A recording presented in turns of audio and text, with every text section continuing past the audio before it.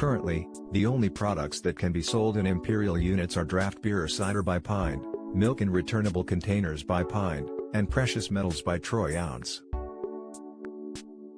Shipley MP Philip Davis has urged the government to allow goods to be sold in imperial measurements only. Business Minister Paul Scully said, "Now we have left the EU, we will consider whether further limited exemptions can be applied for other traditional uses." But an Express.co.uk poll is asking, should Boris Johnson introduce imperial measurements now the UK is out of the EU? Warwick Cairns, spokesman for the British Weights and Measures Association, said people should be free to use whatever system of measurement they wanted. He said, "If you go to the supermarket and you want a pound of bananas or a pound of apples or whatever, you should be free to ask for it and to receive it." Mr. Cairns said modern scales which can switch between imperial and metric measurements are now completely commonplace. He looks forward to a renaissance of champagne being sold in pint bottles once again.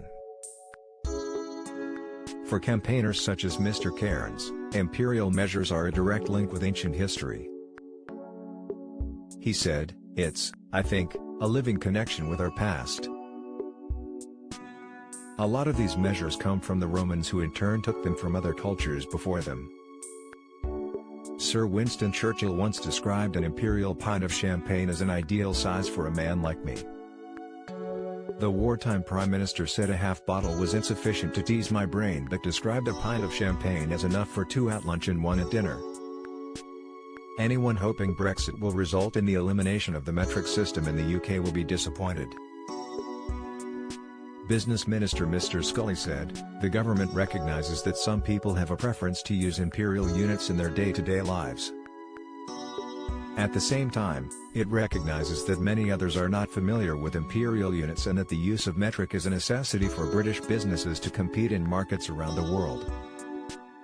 This comes weeks after Oxford University announced plans to decolonise imperial measurements such as inch, mile, yard and pound in a new woke move.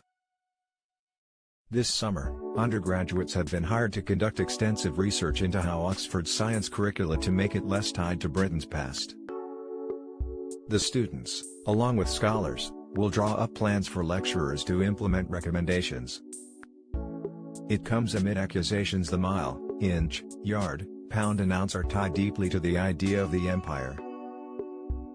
The change will advocate a cultural shift in teaching to allow Oxford students to broaden their learning.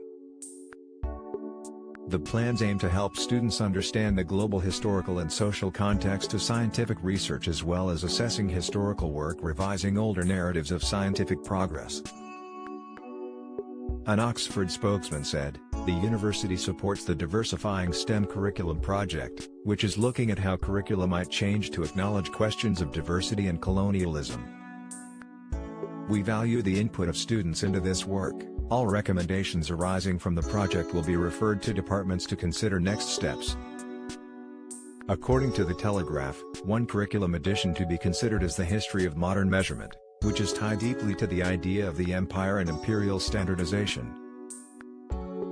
The system of units were introduced in the 1824 British Weights and Measures Act, and by 1826 were widely adopted across the British Empire and Commonwealth.